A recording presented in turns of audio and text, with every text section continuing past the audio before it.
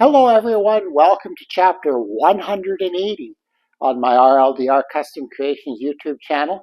It is the weekend edition, maybe a little bit later than I'd like it to be, but hey, that's the way it is. You know what? I've got all kinds of safety glasses around my shop for when my students come here and work. This is a terrible way to organize them. So I'm going to get on that in this video today, and if you want to see what I do to solve this, all you have to do is stay tuned.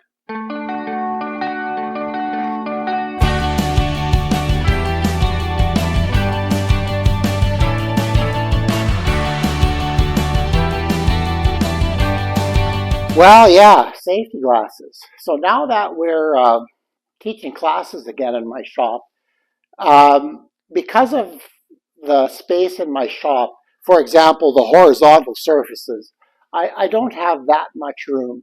So I try to limit my classes to 5 students. When I talk about or think back to the days where I taught industrial arts in a public school and how many students I'd have at a time, uh, 5 students at a time is like not really working. So it's almost embarrassing to admit, but it's so much fun to have just 5 students. So this year I have, or this first semester, I have a group of 4, and they're grade 6s. So I wasn't sure how that was going to work, but it's worked out excellently. But I only took 4 because I'm still one scroll saw short for them.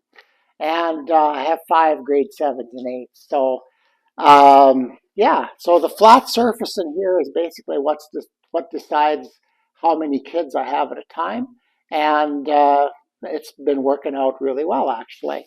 But getting back to the safety glasses, like I bought these safety glasses. These are supposedly kids' safety glasses. I bought them, oh shoot, many years ago. We haven't used them very much because I used other glasses. But these are for my grandkids, but my grandkids, they're busy now. They're getting to be teenagers and they have all kinds of stuff to do. So I don't do as much in the shop with them as I used to. So I'm going to break these out and use them because why am I keeping them? And they actually do fit me as well. So, and they're a pretty good safety glass. But, and then they're different colors too, a little brighter, which the kids I think appreciate. I don't know. But there's no hesitation in wearing them. But unfortunately, what's happened is these things have just been either in a box in the drawer or lately on this table saw like this, and then you can see they sit on their lenses, and it's just not a good way to store safety glasses. So I decided that I needed to build a little safety glasses rack, and it's kind of deja vu because I ended up doing this in the school as well. I built an area. We had 20 pair of safety glasses in there, and I built a smaller version of that for my bathroom here. So the students can, um, let me back up a bit. Routine for students is so important. So when they come here and they know that the safety glasses are in the bathroom because that's where the water is, that's where the sink is. So they can go and reach and grab a pair of glasses off the wall. And then one thing I haven't prepared yet, maybe I'll show you how I do that. My safety glasses cleaner, which is partially a bit of a disinfectant as well. And it is a good way to clean the glasses. In fact, I use it on my regular glasses. So I haven't mixed that up yet, but eventually there'll be a pump bottle in there. They'll grab their glasses, pump them. We have some paper towel there. They dry them off, and they're ready to work, which is what I need to have. So routine and having everything in the same place every day is so important. So that's what we're going to do today. We're going to build a little safety glasses caddy. Now, this isn't a monumental woodworking project. This is just something that I threw together out of scraps of pine that I had laying around the shop, and I didn't spend a lot of time on it. So, but it is one of those things that if you teach in the shop, it's important. And maybe if you're working alone in your shop, you do a small version of this where your glasses are there, maybe your hearing protection. You wear the foam ones or the over the head ones or your noise canceling headphones or your little charger stand there for your phone. You can make it whatever you want, but that way you have all your safety gear, most of it in one place. So this is just the safety glasses. Like I say, I'm going to build this kind of an odd size. I want it to be able to have a little bit of flexibility in my bathroom. And there's a light switch at about 38 and a half inches from the ceiling. And I don't want to go past that. So that's where that measurement came from. It's about 38 and a half inches high, 6 3/4 wide, and about 3 inches deep. The joinery is basically dado joinery and glued together. And in order to make this video deadline, I use my pin nailer to put the little guardrails on for the glasses so they don't fall out. So anyway, that's what I'm going to go through with you today. We're going to build that. And I'm also going to try something a little bit new for me. I am going to voice over the whole construction part. I I need to start playing with a little bit different video styles. So this one, I think I'm going to show you kind of each step, but I'm going to speed it up and I'm going to voice over it. So we'll see how it works. Tell me in the comments whether you think it's a good idea or not. Okay, well, let's get started. Well, like so many projects of mine in the shop, this one started out at my thickness planer. I'm just finishing off. I actually generated about almost a 45-gallon drum of shavings just from doing these. And here we're over to the jointer. We need one good edge on the boards. And this pine actually works really nicely once it's dried. There's a little bit of blue stain in some of this stuff, but it's been good. So, and here we're off to the table saw and cutting these pieces into the 3-inch wide strips that'll make up the bulk of the work in in this project. I really like my table saw. It's a good unit for the price I paid for it. And here we're at my other table saw, cutting the little dados to put the 1/2-inch shelves in. And I used my fence in conjunction with this. The one little issue I have is the backside of my fence has a little clearance cut for a router bit because when I take this and flip it over to the other side. And every once in a while, if you watch closely, you'll notice that the one piece kind of gets stuck in there a little bit. Um, I don't know. I have no problem doing this. The blade isn't cutting through, so running the fence and the miter gauge at the same time has I've done this for years and I've never had an issue. And the nice thing is the dados are perfect. Like so, the right and the left side of this project are exactly the same, and that's important. So yeah, I'm showing a little bit more of this than I maybe should, but this went fairly well, and it sure is handy to have that second table saw. If I had to switch cutters all the time, change dado, go from a regular blade to a dado head, that would be very frustrating. So, yeah, here we are. We've got a little bit more to do yet. And I have to set the fence in between each one. And I do have marks on the wood. So that's what I'm lining up here. I marked it out quite carefully. But once I get one side in, then the other side cuts exactly the same. So there could be a wee little bit of discrepancy between the sides, but when I put everything together and glued it and squared it looks just wonderful. So this technique works pretty good, and it's nice to have that second table saw to be able to do that. So, and miter gauges, my goodness, you can never have enough of those things. This is an old one I picked up at a sale someplace many years ago, and it's serving me very well. So here we've got a couple more to do, and then we're going to be done with this part. And we'll move on to the next thing, which is cutting them to length. I set up, they're kind of crude stop blocks that work okay, but yeah, I'll have to up my game a little bit, especially with being on YouTube here. This looks kind of backyardish, but it does work really well. And here I'm putting glue in the dados. This goes a lot faster when you speed things up. So, but yeah, it's basically shows you what you need to see. And doing this in real time, I don't think adds to the video at all.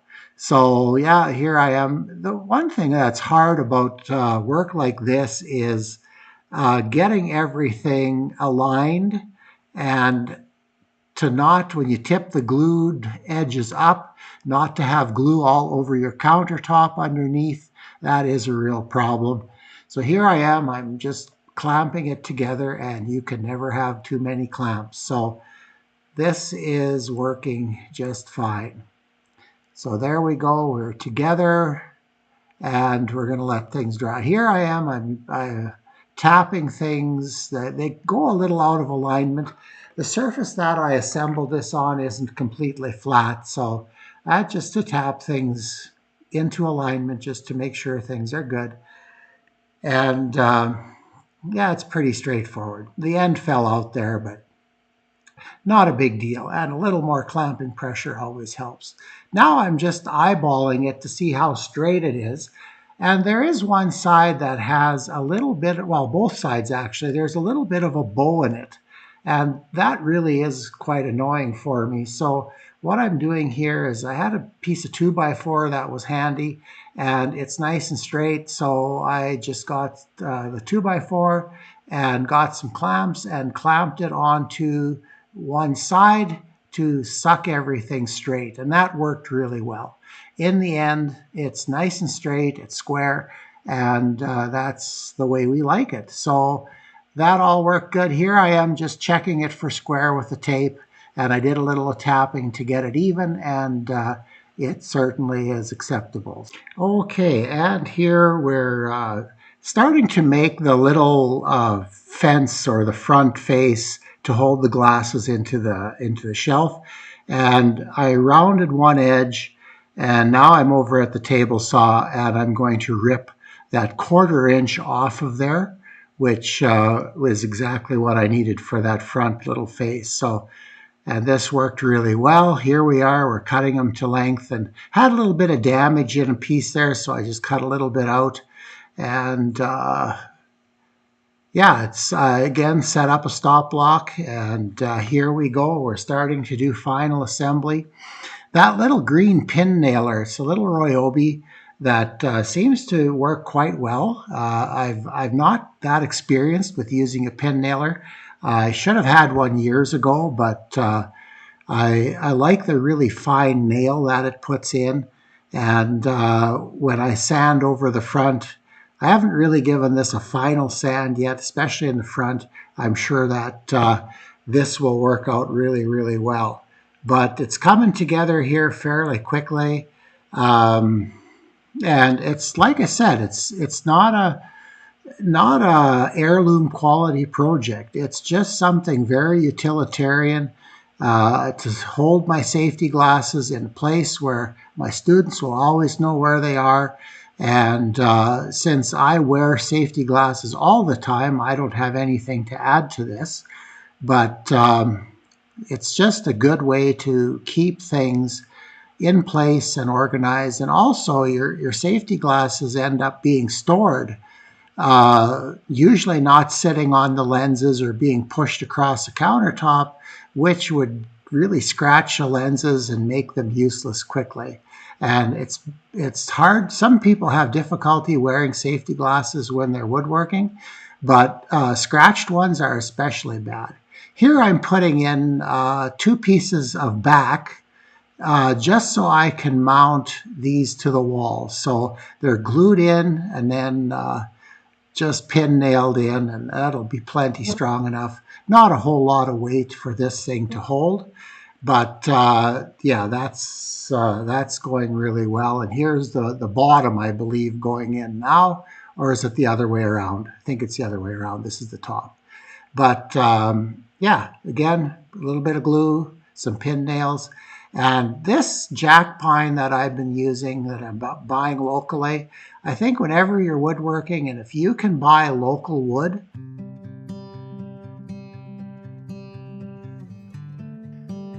Well, it's finishing time. Just going to take some wipe-on poly and give it a couple of coats before I hang it up in the bathroom. And I'll show you when I have it set up in the bathroom how this is all going to work. I think this is going to be really, really good. Overall, just to let you know, I don't know if I went through this when I was building it. It's about 38.5 inches tall. I allowed 3 inches between.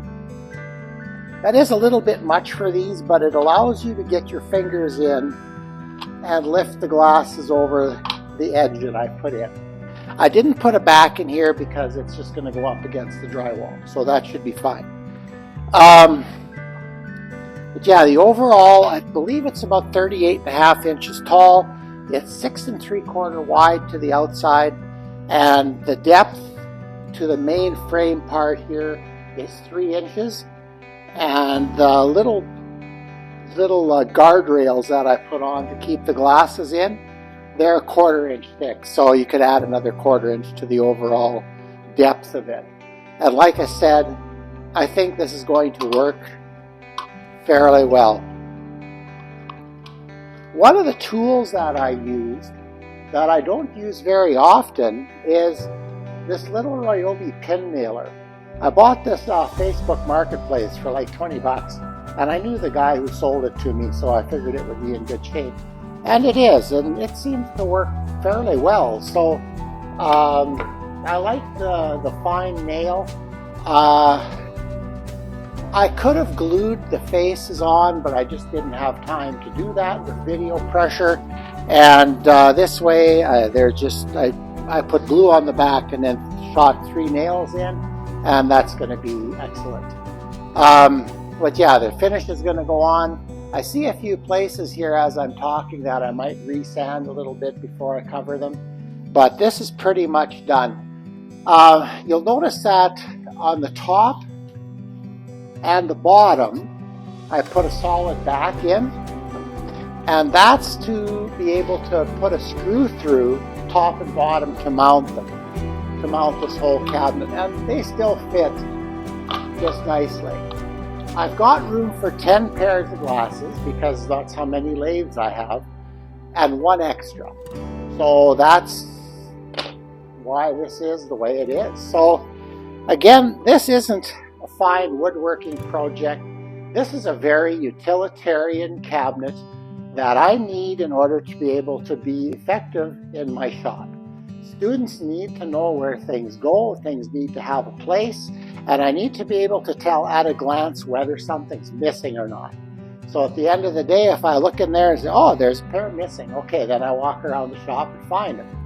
Or I do this before the students leave and they walk around the shop and find them. But either way, when working, first of all, working on your own in your shop, being organized is so much, it just makes your shop experience so much better. Now, yeah, I know I'm not there yet.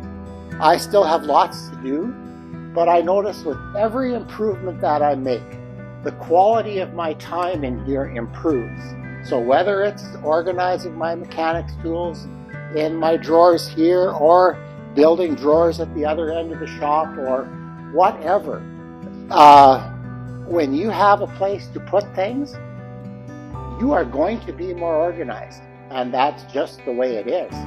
So with that in mind, yeah, that's it for the weekend edition.